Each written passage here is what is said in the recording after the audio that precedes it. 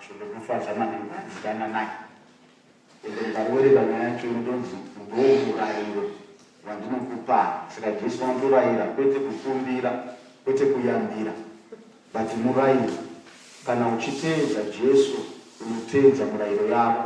Wakatupa murayiro wekuti dananai. Haleluya.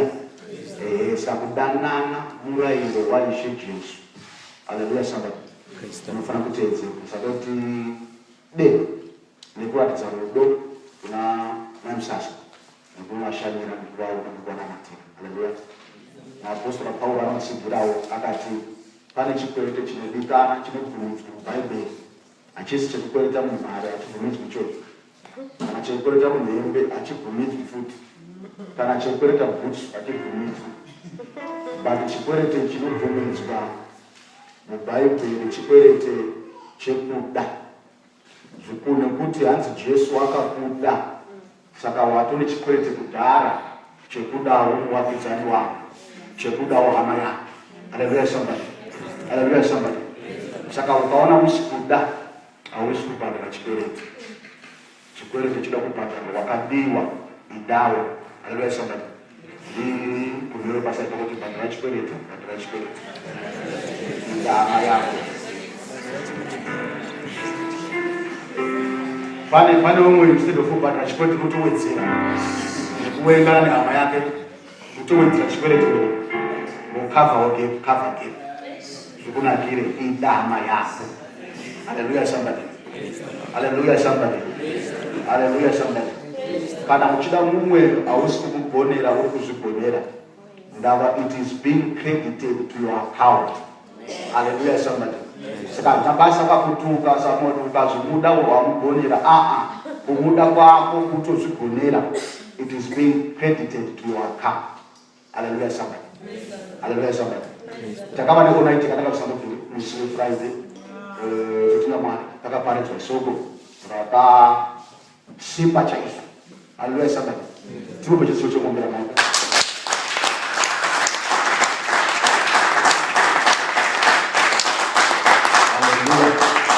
Tinopinda vese tikuona itike tukanaka vakaimba vakanamata vakaparidza nevakauya navakaropafadze navakusimbisa. Haleluya sabati. Sometimes takaona zvinoti Sunday yacho vanhu vanenge vachida kunzvimbo but inyange totaona kuti Friday Sunday ngakuchechi. Haleluya sabati. Takuibata continue pasiyana continue pa ngekuti chaikona here kubata simbadzo yaitwa pa. Haleluya somebody. Tivhure mabhaibheri kuna Isaiah chapter 5 verse 13 mutsika 9. Isaiah 5. Saka vanhu vangu vakatapwa nokushayiwa zivo. Saka vanhu vangu vakatapwa nokushayiwa zivo. Munenge muti mhanyei kusvika ndinozwa mabhuku achikutu. Isaiah chapter 5 verse 13. Isaiah chapter 5 verse 13. Ephesians yakadairana daitai mana kudai. Isaiah chapter 5 verse 13. Hallelujah. Guys, do what you do. Isaiah 5:13 tutikana. Vanhu vangu vakatapwa nokushayiwa zivo. My God. Itausotoroka wakwanzwawera. Vakakudzwa pakati pavo vanoziya nenzara. Vazhinji vavo vanofa nenyota. Saka shiori rakawedzerwa kukura kwaro nokushamisa muromo waro zvikuru. Vakakudzwa vavo navazhinji vavo navanozvikudza vavo naanofara pakati pavo vanoburukiramo. Vanhu vadiki vakakotamiswa navakuru vakaninipiswa nameso anozvikudza akaninipiswa. Thank you very much. Thank you very much. Tiende kuna Matthew chapter 22 verse 29. Matthew chapter 22 verse 29.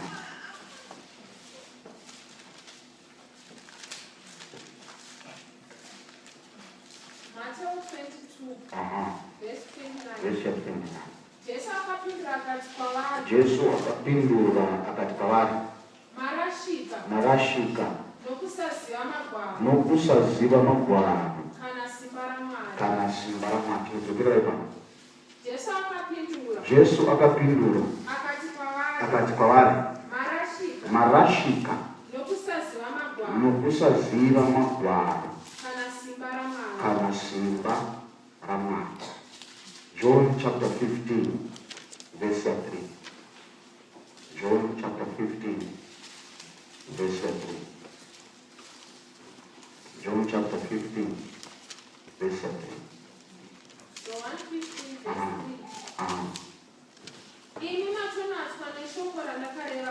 Imi matonatswa neshoko randakareva kwamuri. Dzokerai pano. Imi matonatswa neshoko randakareva kwamuri. Imi matonatswa neshoko randakareva kwamuri. Ephesians chapter 5 verse 26. Don't want some of this, but let's see the Ephesians chapter 5. By Ephesians chapter 5 verse 26. Ephesians 5 verse 26. Kuti aite tsvene achinatsa nokushambidza kwemvura pashoko.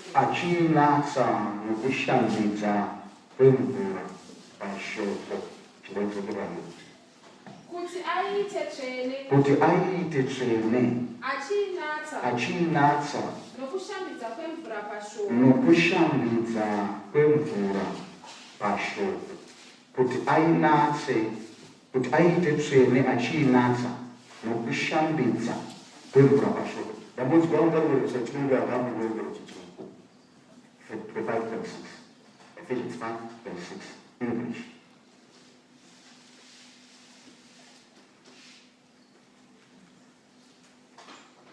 Ephesians 5 verse 6.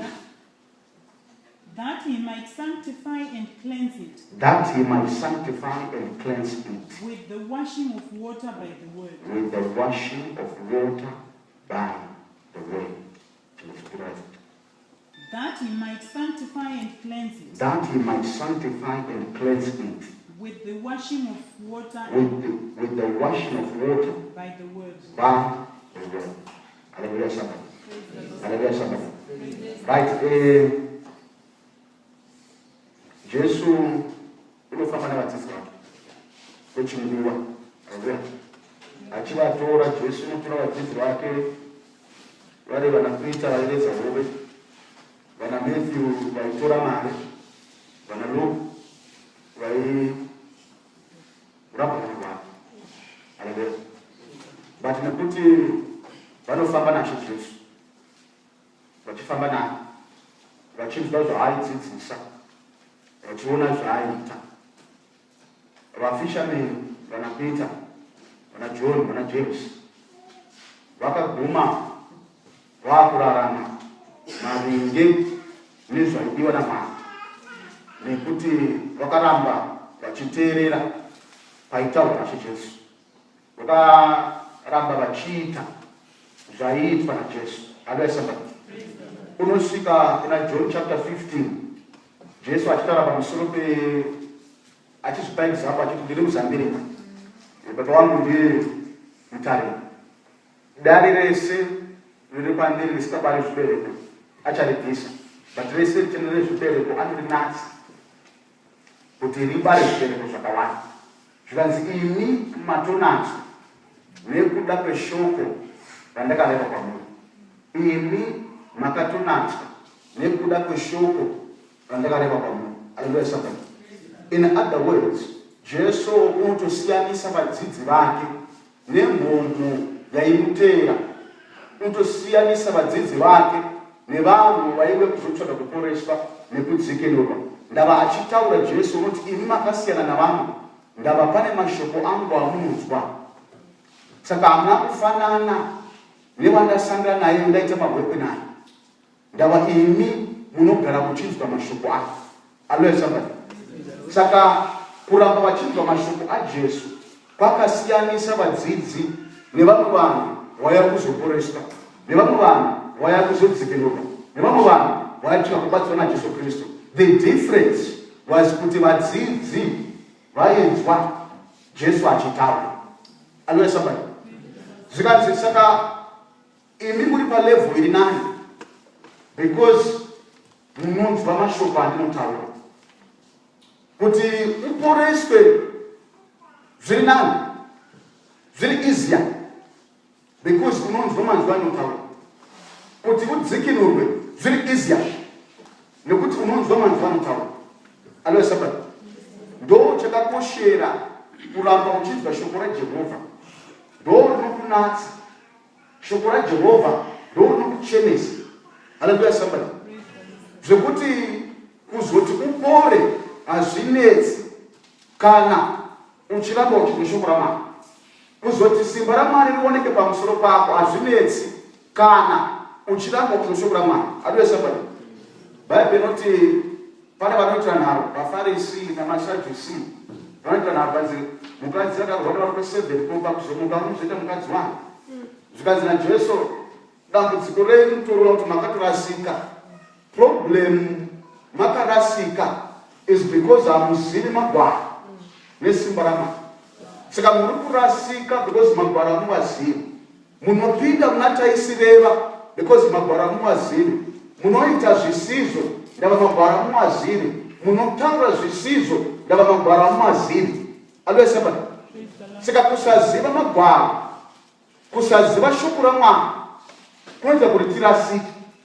Kusaziva magwaro kunoita kuti titsauke pane nzira yakarurama. Kusaziva magwaro kunoita kuti tikanganise tipinde maproblems nemunana taisireva. Hallelujah somebody. Because we don't know the scriptures. Zvikanzi mukasaziva magwaro nesimba raMwari racho amurizivi. Hallelujah somebody.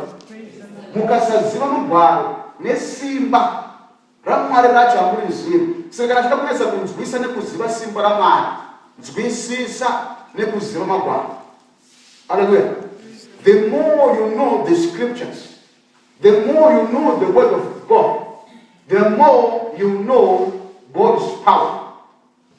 Hallelujah. Ndava shoko raMwari ndiye Mwari wacho. Ukaramba uchiteerera shoko, ukaramba uchirava shoko, ukuramba uchirarama nekufamba naJehovha naMwari. Hallelujah somebody. Hanzi pakutanga shoko rakarerepo, ranga rina Mwari. Shoko iri ranga riri Mwari. Hallelujah somebody.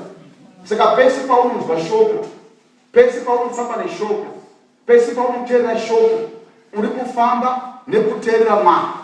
Hallelujah somebody. Hallelujah somebody. Hanzi musatarisa kuti wazoriwana kubva pambudzi here, kana paIphone, kana bhuku rakaunyana, but shoko raMwari. Hallelujah somebody. Kana kuti kamukomana kadiki ari kuritaura shoko raMwari. Hallelujah somebody. Kana kuti zimukomana zihombe riri kuritaura shoko raMwari. Hallelujah somebody. Saka mabasa kuti source yacho ndeiri, as long as ari Mwari vari kutaura, kutaura kwaMwari kunokubatsira kuti usarasika. Kutaura kwaMwari kunokubatsira kuti usatsauka. Hamuzivi muri kurasika nekuti hamuzivi magwaro nesimba raMwari. Hallelujah somebody. Hazvina basa kuti wakatendeuka uri muKristu unogona kurasika nechiKristu chokudaro. Hazvina basa kuti uri mufundisi unogona kurasika nechifundisi chokudaro. Hazvina basa kuti uri elder unogona kurasika neuelder wokudaro. Hallelujah somebody. Kana ukasagara mushoko raJehovha. Tawerenga kuna Isaiah chapter 5:13 yati vanhu vangu kwete vemunyika, vanhu vangu vari kuparara nekushayiwa ruzivo. Vanhu vangu vari kuenda kutapwa nekushayiwa ruzivo. And Mwari vanotospecify kuti navakuru vavo vakuziya nenzara, kwete vadiki, navakuru. Sanogona kuita mukuru usingazivi,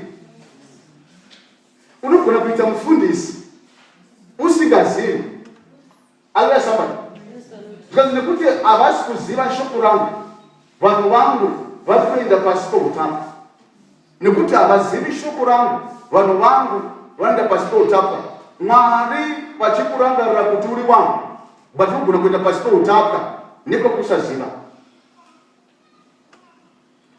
Uri muchechi register.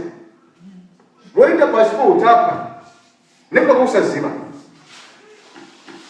Uchizika kuti Jonzo ariko. Woenda passport hapa. Niko kusaziva. Adasaba. Vanhu vangu vanoenda pautaka nekuda kwekusaziva. Jesu unoti kuna John chapter 8 zvikanzi muchaziva chokwadi. Chokwadi chakusunungura. Hallelujah, somebody.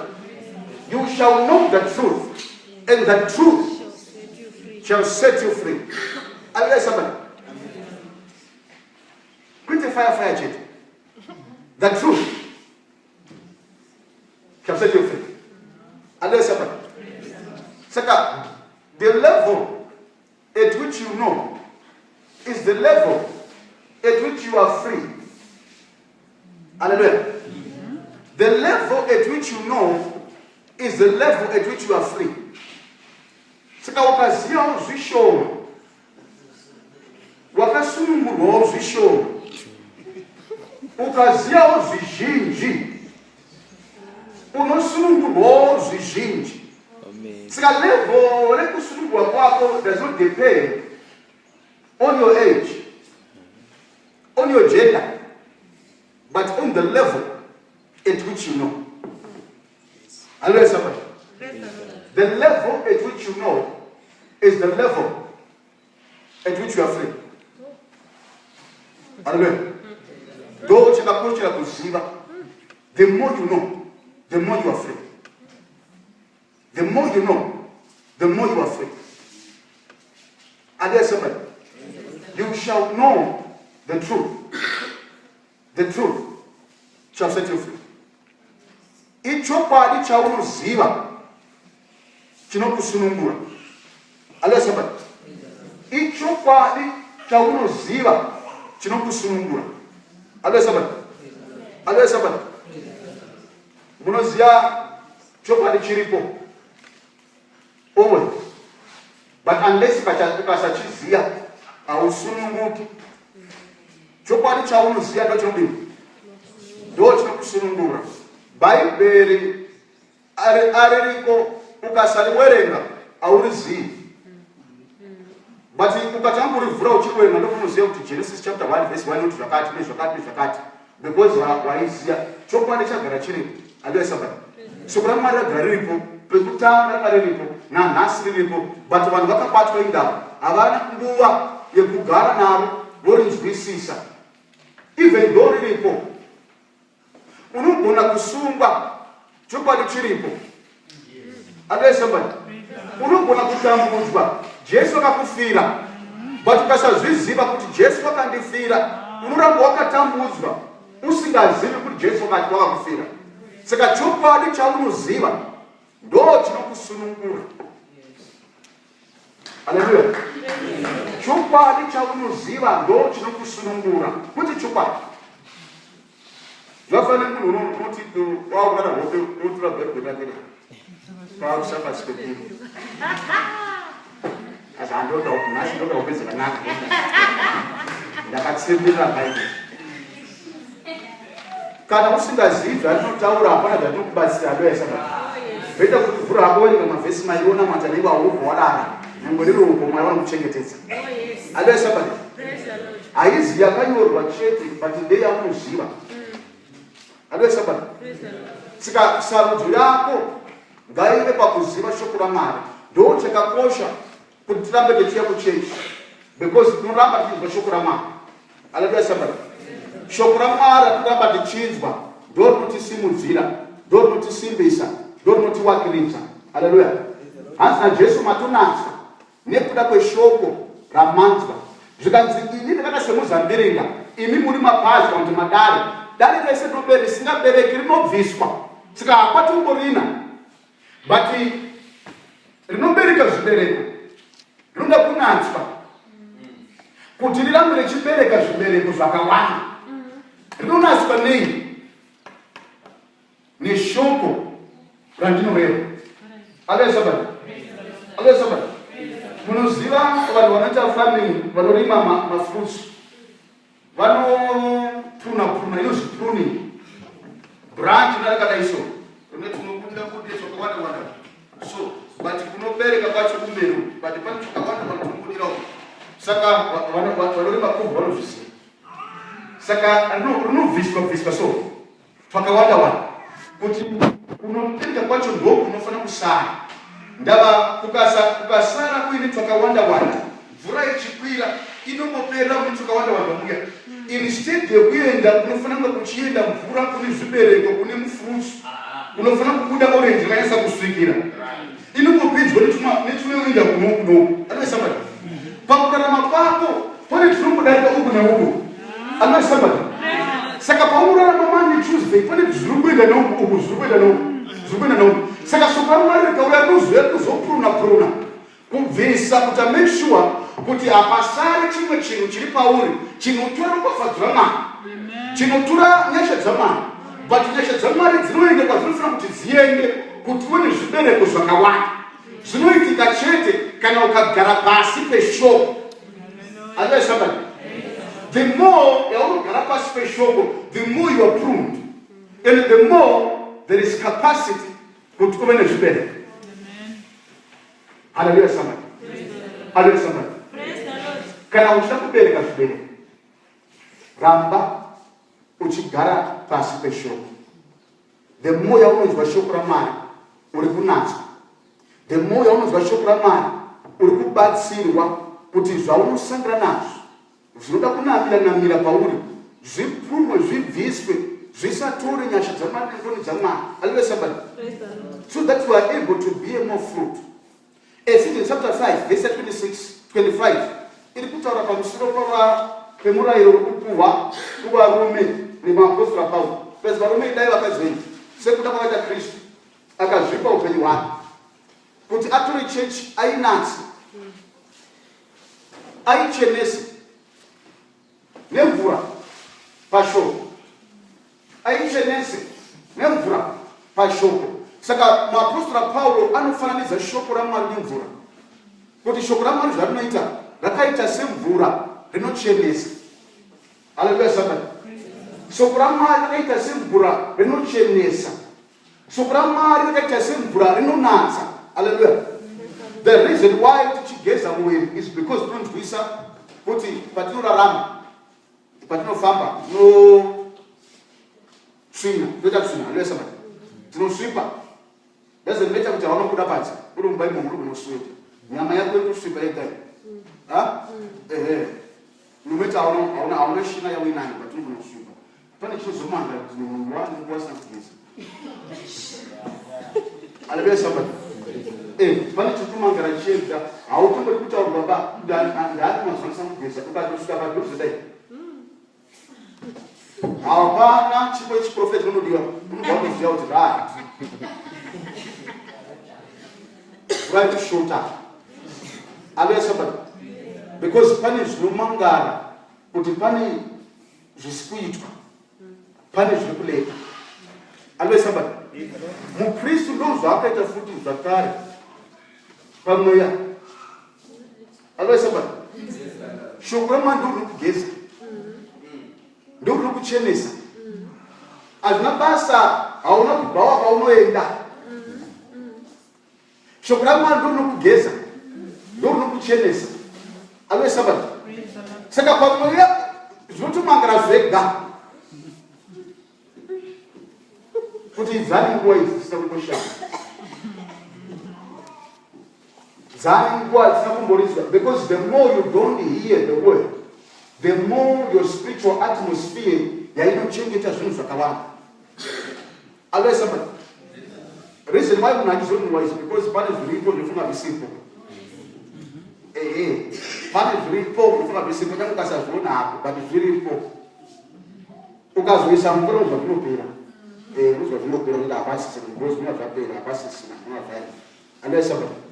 So there are some things that we gather in life. We need the word of God to worship off. Now, look at Israel. Let me say, there is a bucket panzi because in Israel, in the Arab region, saka vanhu vachifamba vanosimudza nguva. Saka Israel yaiti munhu wese achisvika pamba unga pasina chimeti pa unga paine mugome kuti munogeza makumbo. Haleluya Sabbath. Azopinda mumba kuti mwanga akachena. Haleluya. Kana gamuchira zvinani kana makumbo ako akachena usina shena. Haleluya Sabbath. Haleluya Sabbath. Haleluya Sabbath. Ndozvoita shoko raMwari rinokuchenesa. Because paunofamba uchirarama wakaita semunhu unofamba up and down, up and down. Pane zvimwe zvinhu zvaunosangana nazvo. Pane mamanzwa aunonzwa. Not because wawatsvaga but asingana nazvo. Pane zvimwe zvinhu zvaunoona kwete because wazvitsvaga but wasingana nazvo. Pane vamwe vanhu vaunoona kwete because wawatsvaga but wasingana nazvo. Haleluya Sabbath. Wakaita setsvina iri kugadha accumulating around you. Hallelujah. Because you can't help who you meet. You can't help who you speak to. Pane mamanzwa, no matter hausida kumanzwa uchamanzwa. No matter hausida kumatsvaga uchamanzwa. No matter hausida kuzviona pane zvinhu zvauchaona. Haleluya Sabbath. Shoko raMwari zvanozoita manje rinochenesa kubvisa izvo zvinhu zvekuti wakasvika nazvo paunokwira uchidzika, paunofamba, paunorarama upenyu. Pane zvinhu zvinosiyana nazvo, it accumulates and it gathers dirt and dust. It will require the cleansing of the word of God to purify you. Hallelujah Sabbath. Don't say it doesn't matter one wall chilling back. But because Bukurama pass Ramba chilling back. Doesn't matter 120 years uchenda ku church, but because uchiva pano uchasanga na ningi basida na maji uchashimna ningi uchasikwa na ningi ramba uchidzokera kushoko raMwari. Shoko raMwari ndokuchenesa. Shoko raMwari ndokunatsa. Hallelujah Sabbath. It is the word of God that cleanses you. It is the word of God that purifies you. Hallelujah. Hallelujah Sabbath. So, shoko raMwari is necessary all the time. Because notibatsira kuti chenese. Shoko raMwari is necessary all the time. Notibatsira pakuti natsa. Tive nezvibereko. Hallelujah Sabbath. Hallelujah Sabbath. Chikristu chinonakidza. Chikristu chine mafruits. Chikristu chine zvinobata, Chikristu chine zvibereko. Hallelujah. Kuti zviitike zvibereko zvioneke nekuratidzirwa pamusoro penyu wako. Ramba uchinatswa neshoko. Ukanatswa neshoko, zvibereko zvinooneka. Hallelujah. Ukanatswa neshoko, zvibereko zvinooneka pamusoro penyu wako. The more you hear the word, the more you have the capacity to bear fruit. Hallelujah. Ecclesiastes chapter 11, verse 7. Paris, chapter 11, verse 7. Yes. Kana makore azara nemvura. Anoidururira panyika. Uye muti ukawira pasi kurutivi rwezasi. Kana rwokumusoro. Ipo panowira muti. Ndipo pauchakwata chimuridzokera Efesiyo. Kana makore azara nemvura. Anoidururira panyika. Uye kana muti ukawira pasi kurutivi rwezasi kana rwokumusoro, ipo paunowira muti ndipo pauchavata. Hallelujah Sabbath. Right. The reason why kuchinaya is because by the saturation in that area. Kuti mvura yakandisa haichakwanisi kuchengetedzeka. Hallelujah. Hazvisi tikwanisi kuchengetedzeka. No matter ichida kuramba ichigara mudenga, haikwanisi kuramba iri mudenga, inozotonaka. Hallelujah. Kana makore akazara nemvura, anodirira pasi. Kana makore akazara nemvura, anodirira pasi. Hallelujah Sabbath. That means the more you hear the word, the more you take in the word, the more the word becomes to be massive in your life, in your atmosphere, zvokuti inosvika nguva yekuti harichakontainekira kuramba richitaurika pamusoro peupenyu hwako, because rakawandisa mauri. Hallelujah somebody. Hallelujah somebody. Ukaona kushaya zvekutaura is because shoko richiri rishoma. Ukaona uchikushaya advice is because shoko richiri rishoma. But shoko rikawandisa mauri ndo rinobuda. Hallelujah somebody. Ndo ganda kapa example yemvura ichigubhu chine mvura. Hallelujah. Kuti chigubhu ichi chakazara mvura, handiti? Okay. Chakazara mvura kudai so. Nometa ukachibata ukangochidzvanyidzira kudai, chinobudamo imvura. Ndava ndoi yakazara maningi. Hallelujah somebody. Saka nometa ndikachisiya kana muchidenya so chotobuda mvura ndo yakazara mukati. Hallelujah somebody. Hallelujah somebody. Ndosika kuita kia kuti chibata zvakanaka kuti ndoziona ndikanochibata zvisizvo chiri kuzobuda mvura chino. Because ndo yakadini yakazara maningi. Hallelujah somebody. Saka pakurarama pako inga uri munhu wakaita sechigubhu ichi, zara neshoko raMwari kuti pakazouya chinhu chinouya nomete chikangopfanya mbichana so chinobuda mauri isoko. Havana kundizwa chinofana kubuda mauri akuzi kutuka, chinofana kubuda pauri haazi magumba, chinofana kubuda mauri hakuzi kunyunyuka, chinofana kubuda mauri kana warwara isoko raMwari, chinofana kubuda mauri kana watukwa isoko raMwari, chinofana kubuda mauri kana zvinhu zvanetsa isoko raMwari. Saka ukaona paunopfanywa nenhamo zviya izvi wotanga kuchema ziya kuti hamuna soko baba. Because the moment kana nhamo ikauya ukapfanywa nenhamo kana wakazara nezvoko tichabuda mauri isoko raMwari.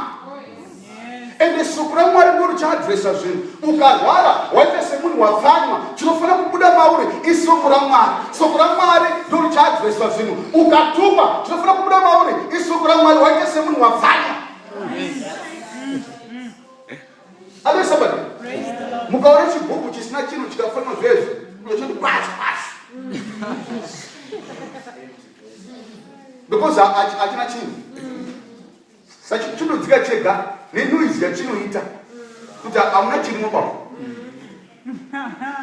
Chikangopfanywa chinoita noise. Izwa kunyarara kucheka. Ngokuti chakazara neshoko. Ko iwe ukafuna unoita sei?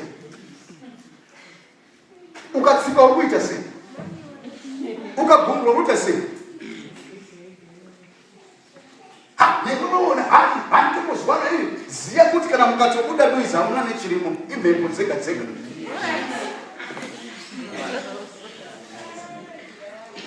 Chakazara nemene. Hallelujah somebody. But when you face pressure, when you face situations and circumstances, kana wakazara neshoko raJehovha, no matter wadzvanywa, no matter zvinhu zvaoma, chinofana kubuda mauri isoko raMwari. No matter warwara, chinofana kubuda mauri isoko raMwari.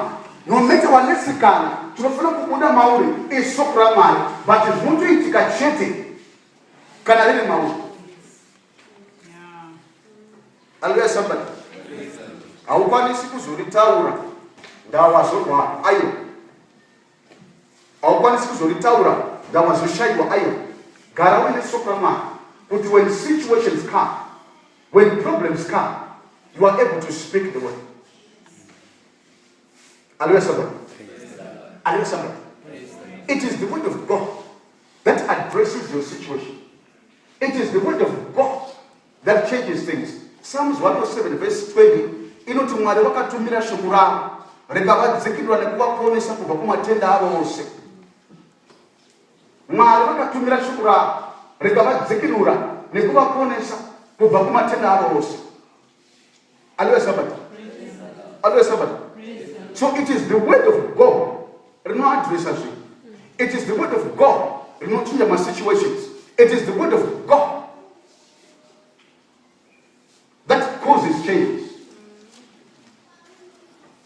Hallelujah, somebody. Hallelujah, somebody. So the word of God does not decana. Simultaneously, you must have the word. It helps you. The word of God builds you up. The word of God gives you inheritance. The word of God equips you. The word of God enlarges you. The word of God no kubansira pama situations are almost sangana. Hallelujah, somebody. Because of the word of God, Paulo I persecute Kristo. Anaguma akushandiswa na Mwari zvinoshamisa. Because of the word of God, Peter aigorongoreza wechete anaguma akushandiswa na Mwari zvinoshamisa. Because of the word of God. Hallelujah, somebody. It transforms you from the level you are to where you are supposed to be. Hallelujah, somebody. Again, the transition is the word of God. Transition actually goes to Rama. Hallelujah, somebody. Look at that. Pakamba. Difference ya T-bone na manager is level of information in Obatisa Kamba. Level of information in Obatisa Kamba. Either umupinda uri T-bone. What is all not to do to Batsi? Chewina Chibusi, Mfrega Boira. Yawa Stomasa. But para não self no, katika dai sio tu kunotekesa tu na Maria. Saka level reyo mchipida mesembasa mtu sianiswa. Mtu cha unozia kuti breka kulelo isama sana. Omono ziamkana ukuthi sana. Saka level reyo and position is determined by the level of information you have. Pakamba. Hallelujah, somebody. So level of information you have determines your position. Determines your position in the kingdom of God. Kutunochika papi mambo mari no determine ja unosia. Ukazio visho mambo mari no public swati. That is your level. The level of information you have now determines where you are placed in the kingdom of God. What will change? What's called the level of information you want to say to past? The level of information you want to see going to God's Kamamwa.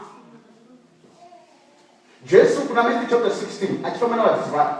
As we found out when we were at Matthew chapter 16 and so forth. Because the man wanted to me. Hallelujah. Because the man wanted to answer him, John. When we had Elijah. The prophet Elijah, Jeremiah. That's all right. The point. Those who talk about this name. Ko imi. Mondisia. That's Peter dan opinion. Because David Ishe Christ. Manakoma na Omar opinion ora. Hallelujah, somebody. Jesus anapenda basi wala kwa facho Peter. Manawacho. Simon manawacho. Aisi nyama ndoka ya kusara bakubamba kudenga. Nuku za chimichi. Ni chapu pa makili eumambo wedenga. Kuti chisi cha wasunga pano pasi. Nekudenga cha sunga. Cha wasunura pano pasi. Nekudenga cha sunga. Maki akapiwa kune munu. Kwete wakati Jesu ni Jeremiah. Maki akapiwa kune munu. Kwete wakati Jesu ni Elijah. Maki akapiwa kune munu. Wakati bisa kuti Jesu ndiye mwanakoma na wama rumpenya nurana. Zikanzi levu raku rasiyana. Iwe waku itazibukia ne kukinura. Sika, ukanjwisisa ne kuziva shukura mwana. Wanjwisa ne kuziva mwana. Pakutemere kwa kine shoko. Shukura mariri mwari, shukura mariri mwana. So the more you know the word, the more you know God. And the more you know God, the more your position changes in the realm of the spirit. Understand somebody? The more you know God, it doesn't matter panyama, but the more you know God, the more your position changes in the realm of the spirit. You can get to a point whereby you can look in the Lord. And makie ndakupa They pano pass. Makupinda kupa ndeye kudenga sori. But unogona kumashandisa uri pano pass. Ndokuma PNA. Chisi chawasunga kwete kudenga chawasunga uri pano pass. Denga rinoteerera. Denga rinoteerera because of your position, because of your level. The heaven responds. Other Sabbath. Shokora no kupudza pamweya. Kwete kuti 1 years uchina mati. Kwete kuti munogona kutalenti ministry. Kwete kuti munogona kuprofit. Shokora Mwari ndo kupudza pamweya. Other Sabbath. Jesu achiedzwa kuti aite zveminani. Na wakaita.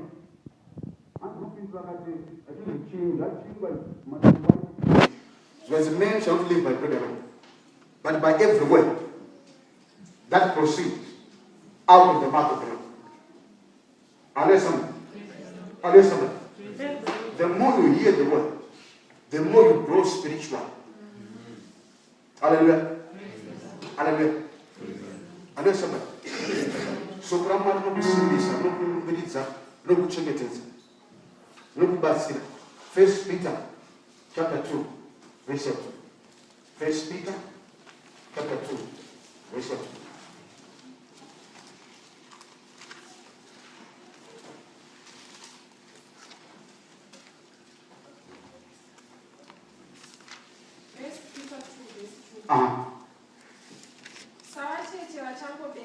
Savacheche vachangoberekwa. Pangai mkaka womweya. Sorry? Pangai mkaka womweya. Pangai mkaka womweya. Usina kushatiswa. Usina kushatiswa. Kuti mukure nawo. Kuti mukure nawo. Mugoponeswa. Mugoponeswa. Ndiwengero chirungu. 1 Peter chapter 2, verse 2. Like newborn babies. Long for the pure spiritual milk. That by it you may grow unto salvation. Hallelujah. So primary helps you to grow and develop.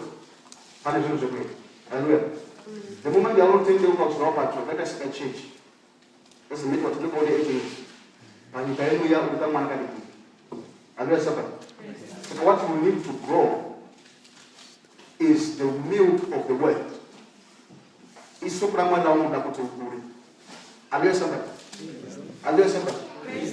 more you receive the word of God, the more you develop and the more you grow. Hallelujah. Right? Mwana kana achiri mucheche haafanisi kuzvimirira ega, haafanisi kutaurira ega, haafanisi kufamba ega, but unosvika palevel yekuti anofanira kuti akure. And the thing chinopirwa mwana achitanga is mukaka. Hallelujah. Mukaka iwo unobatsira mwana akure aite mazino adevelope asimbe. Then when the child gets strong, they are able to do things for themselves. Hallelujah. Those who are Ramwari izvozvo ndo nokusimbisa ndo nokupa mazino pamweya. Ndo notokwanisa kumira pamweya, kwanisa kufamba pamweya. It is the level of the word that you receive and that you know. Hallelujah. Now, vanoita science vanotora kuti mukaka wamai unokosha pakuti unointrodusa zviri muna mai mune mwana. Hallelujah.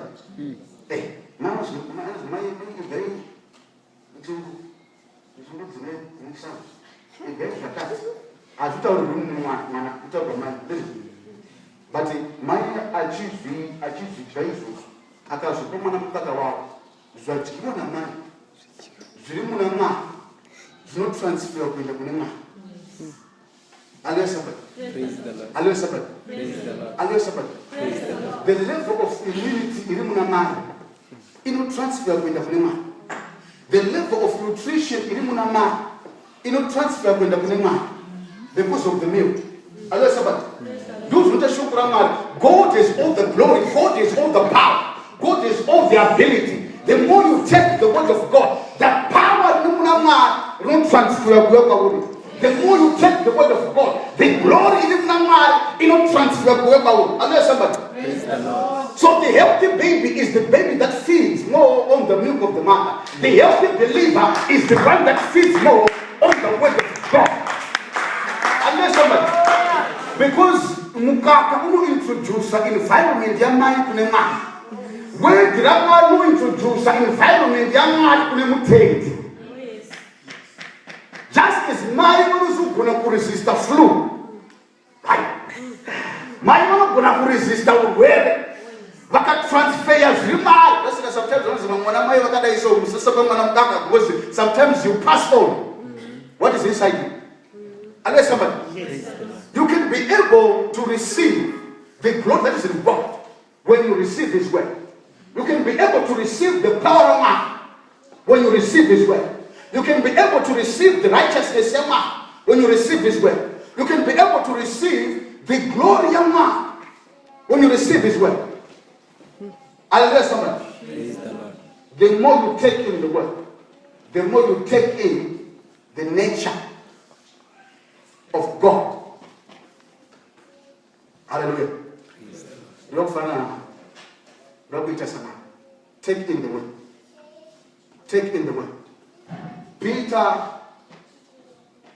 and John and one of them listen in council. Murishops saying, Muruparidza, Jesu Christo, Mutembe. And Peter and John vanotaka kupindura. And vanovanzwa vanoziva kuti Peter na John havana kudzidza. Asi vanorangarira kuti because vakafamba na Jesu, vachinzwa Jesu achitaura, vachiona Jesu achiita zvinhu, matauro aakuita vakutaura saJesu because vakanzwa Jesu achitaura. Unoona Peter waitadza waingogona kuredza wowe, but unogona kuporesa vanorwara ngavakanzwa Jesu achitaura. Hallelujah, somebody. Because matauro avo akaita semurume uya unonzi Jesu Kristu. Ndo panotanga kunzi makristu anopuwa zita rekuti chikristu, kuti mwa makristu kuti kuzvipa ega vanopuwa zita kuti makristu nemahedheni, kuti makristu kuti Christ life. Saka vanooneka maitira vanoita vana Peter, vana John, vana James, mafambiro akuita vanhu akafanana mafambiro aita murume wainzi Kristu, vakafanana na Kristu. Saka haisi title kuti Kristu ndiri mukristu. Zvinofana kuoneka kufanana kwako na Kristu. Hallelujah, somebody. Praise the Lord. And how zikukuriri kuti ndiri mukristu. Aiwa. Vamwe ndo vanozviona. Ndiri mukristu ni. Wachilaki ndiri mukristu. Regedza umwe akutaurire kuti uri mukristu. Ndekuti vanonzwa matauriro anoita Jesu pauri. Vanoona maitiro aita Ishe pauri. Maitiro anoita Idhidhino. Nematauriro anoita Didhino. Matauriro aita Jesu. Nakuita na Didhino akakusina. Zvakafanana. Hallelujah. But for you to know what Jesus said, unofanira uchizviziva zvaakataura. Hallelujah. To know what Jesus said, you must know what He said. Hallelujah, somebody. We represent Christ. We represent Christ. Part. But you cannot represent something that has not been presented to you. Put represent, it means present again. Put represent, put present again. Unless somebody. Secondly, I represent Christ. It means I am presenting Christ again. So Christ was presented to me. I'm presenting Him again. Don't I represent? No represent. I represent means presenting again. So the word presents Christ so that you can be able to represent Him. Unless somebody. Second, who's not presented what Christ is Superman, you can't represent Him. So whatever you do, you're not representing Christ because it is not yet been presented to you. Hallelujah. Hallelujah. Anyone know what to look for this? Represent Christ. Represent Christ. Represent Christ. Represent Christ. Represent Christ. Hallelujah, somebody. So the more you are doing Shoko, go present Christ, but not the chicken. Hallelujah. Ushawandani amaya. You present Christ. The Gera Tanzira. You present Christ. Hallelujah, somebody. We get there. The Christ are with the power. There was right Christ. Those who should come and don't pass there. There's no tower. There's a tower here. Ukazvitora pazvigamuchira ukatanga kuzvitora muupenyu hwako hwakuchiratidzira Kristu to the world. Hallelujah, somebody. MaKristu atitrain kurarama chiKristu kuti tizongoita chiKristu muchechi musoisana. Hallelujah, somebody. chiKristu tinotrainwa chiKristu kuti tizorarama chiKristu Monday, Tuesday, Wednesday, Thursday, Friday, Saturday. Sunday yacho is what? Hallelujah. You don't pray only while in church. Hallelujah. You don't honor God only within church. But it's something that must be done Monday, Tuesday, Wednesday, Thursday, Friday, Saturday, and Sunday. Hallelujah, somebody. But we don't talk about Bora. We don't train one every day. Every day. I don't train them as a tap. Which one? Hallelujah, somebody. I'm not figuring anything. To train so that they can be able to play. Hallelujah, somebody. So when you have church, you are being trained so that you can be able to play in life. chiKristu chako achiratidzwi pamberi pedu kuna mufundisi. chiKristu achiratidzwi kumadzimai chete. chiKristu chinoratidzwa munyika yaunorarama kwavakidzani wako vaunoswera navo ndo vaunosimbisirwa kuzitaura navo zvakanaka. Ndo vaunosimbidzwa kuti regerera danana navo werera navo vasimbise vasimudzire kwete musi weSunday muchechi but the every day of your life. Hallelujah, somebody. The word of God is to equip you to live life with your neighbors, with your family, with your children, with your employees, with your employers. Hallelujah. Hallelujah, somebody. Hallelujah, somebody. You need the word more than you need the pastor, more than you need the prophet.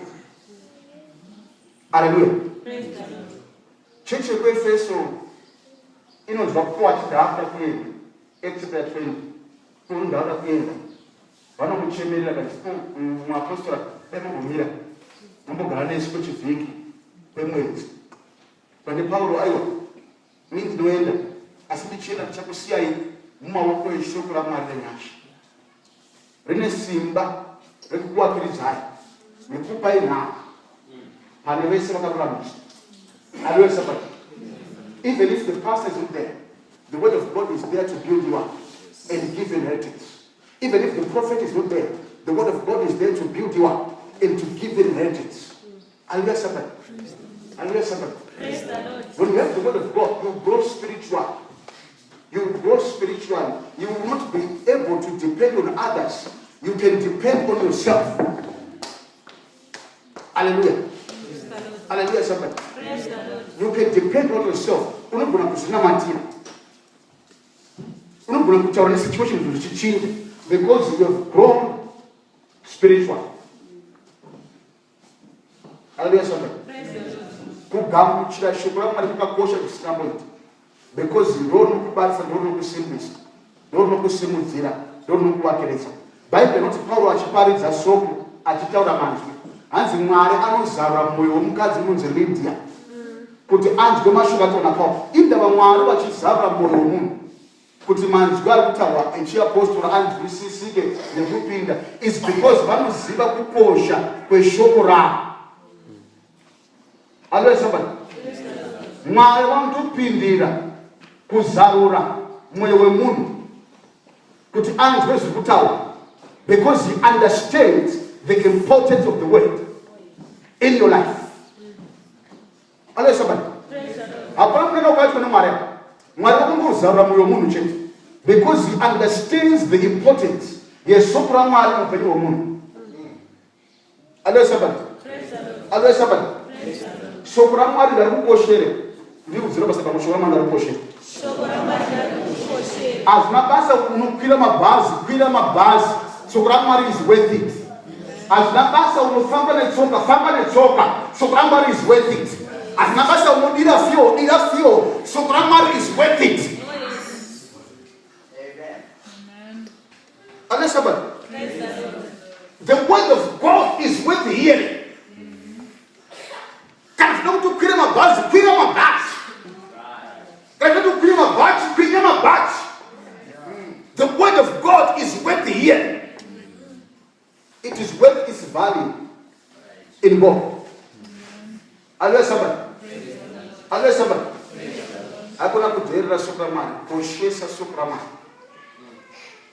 The word of God is valuable. Hallelujah. The word of God must be valuable to you. Ikushesa Superman. Huh? Have time to study the word. I know to remember sound of it, but kushesa Superman is Superman. I know we don't know Superman now, but kushesa Superman. I know we don't know kutenga, but kushesa Superman. I'm not in the Bible. But to my gadgets, what to my what? No. But so I'm at the Bible, Dura. Well, Dora, Ruth Dura. I'm not going to put some cheap.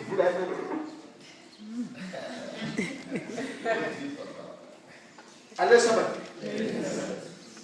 It shows what you value the word of God. Give it preference. Unless somebody. Because God looks in this.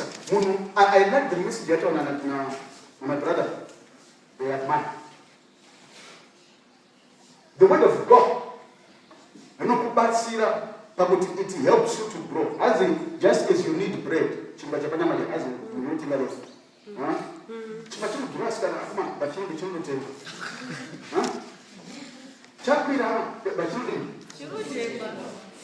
big business is not fire. Business is not fire because you won't agree. But just as you need to eat physical, you also need to eat spiritual. Unless somebody put value on the word of God.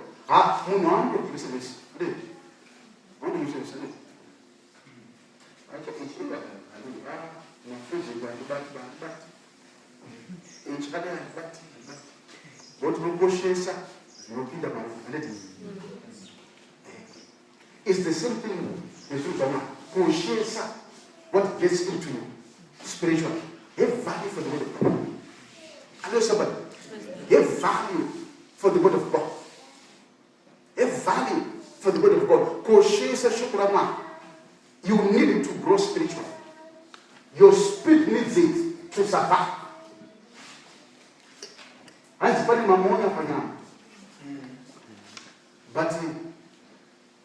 what to hear about me? Hello, somebody. You must feed your spirit just as you feed your body. You must take care of your spirit just as you take care of your body. Hello, somebody. Apana wanu wanda kuona Mungu. Nikuta wanu wali smart sana kwa. Wakageza geza. It's because you want to look nice. Hello, somebody. You want to be presentable. What makes you presentable in the spirit is the word of God. It washes you. It cleanses you. See, I said, Bolas, I like listen. But the answer to the place I can't ask. What I want to smart. Smart. And I'm too much very good. Look at how smart he is. Sorry, guys. Hallelujah, somebody. Hallelujah, somebody. So, come there, one to tease, but never too much. Two more to say, but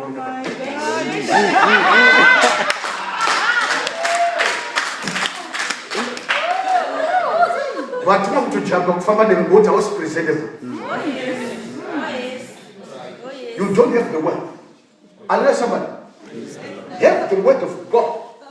It makes you presentable for God. Hallelujah. Hallelujah, somebody. Hallelujah, somebody.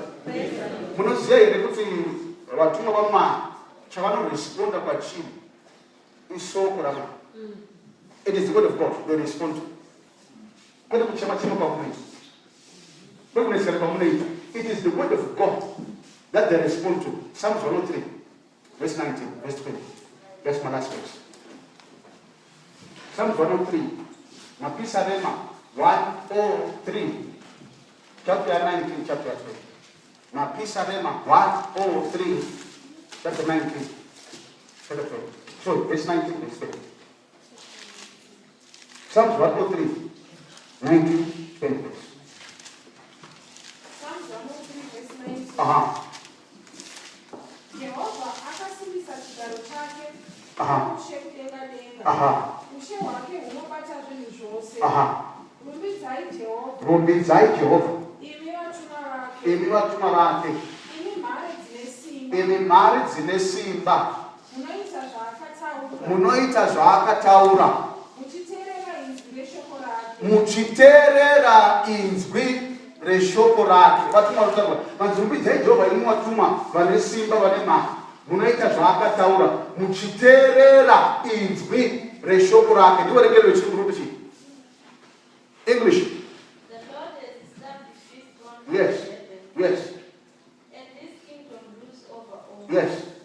Bless the Lord, all you his angels. All you his angels. You mighty ones. You mighty ones. Who do his will. Yes. Hearkening to the voice of his word. Hearkening to the voice of his word. Hearkening to the voice of his word. Saka vatumwa chavanoteerera inzwi reshoko raMwari. Saka ukagona kuvoisa shoko raMwari, you get the response of the angelic. Are there somebody? Praise the Lord. Are there somebody? Are there somebody? Now, munoziya mwana kana achiri mudokoso unongochema. Akuzivi kuti munapenda uchinjwa here kana kuti inzara here kana kuti wabewa nemunzwa here ngokuti haasitaugona kutaura.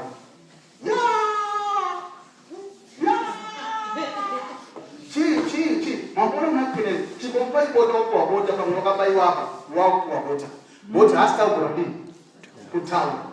Hallelujah, somebody. But the more they develop, the more they learn how to speak and how to talk. Hallelujah, somebody.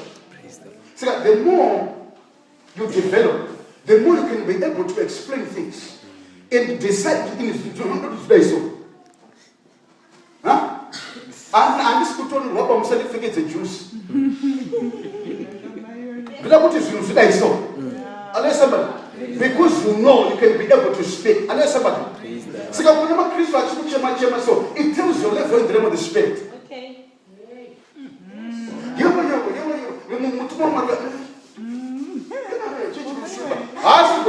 But you can be able to voice his word.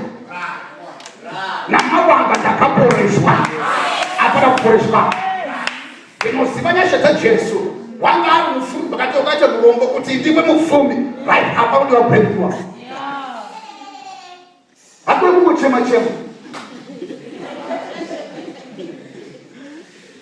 Hallelujah, somebody. The reason why whenever Israel is because why chema.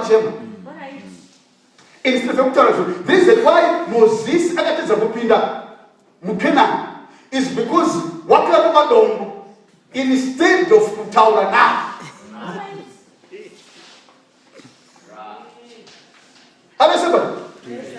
Failure to communicate. Yakaita kuti muprofita wa Jehovah ataze kupina mkena. Failure to communicate. Failure to communicate. Inogona kuti uteze kupina breakthrough ya. Failure to communicate inogona kuti kupina blessing ya. Failure to communicate inogona kuti uteze kupina advancement ya. Because Ramwari ndakati chii Moses. Ndakati taura kunido, katira kunido mbono kulisira mfura. Hallelujah, somebody.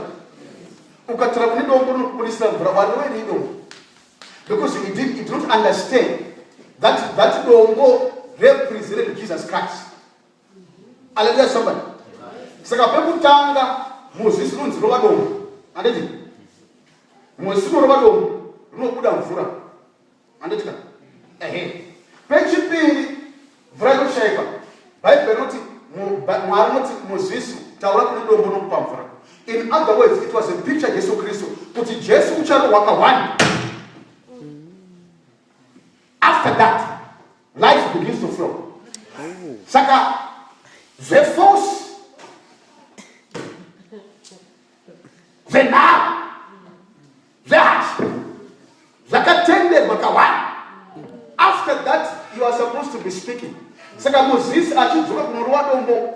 Why to kunurua Yesu Kristo mwana kati inda mwana wangu muri wakawanda. Upende wote na kubuda. Waramu na ukatu watu disqualified. You are not going to Canaan. Kwa hiyo mwali kurambiza mprofita kupina mkenani nekula kukura wadongo. Because right fana kutawa na. Ko na kutawa na ise Yesu Kristo. Wote kunyumza kupopota. Ko na kutawa na ise zakada Israeli. Uya ninotaura newe. But gonna kutaura na ase. Unless somebody speak his word. As in Nemuse Jureli, in Indians we see samurai. Did pass Pemutemu. Did not want to my enda made. Want not to Wiana Wia. Sikamrada wangu wala ishe. Inu mukataura Shoko cheti. Anopora.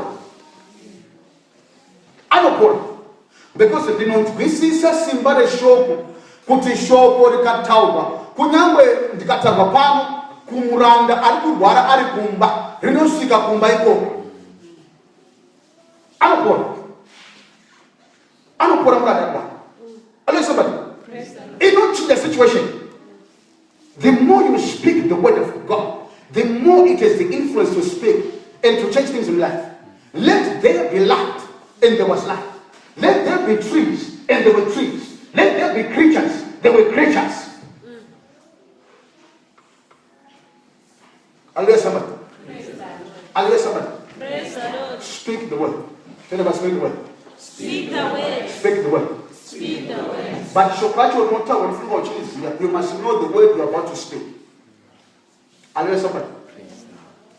You must know the word you are about to speak. As another video from Psalm 45. We want was ready, Mishu. We want to walk more. Walk the tower. Say, Bilo. Rian more. Hence I have the time of a ready writer because I'm about to speak what I have. Hallelujah, somebody. When you hear the word of God, I will shine you.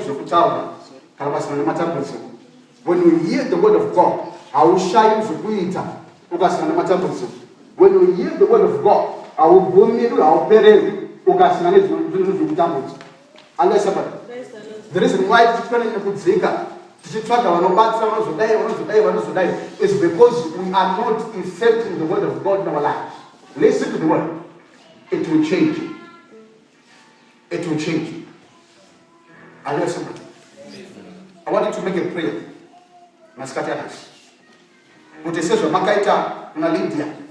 Mukazara moyo wako mtanzi kutara kusho. Lokuti muzara moyo wako kipesi pale kutara kusho, kipesi pale kutara kusho. Gari video mwana mangu bali kuni subere mu binyu wangu. Ada sababu. That's the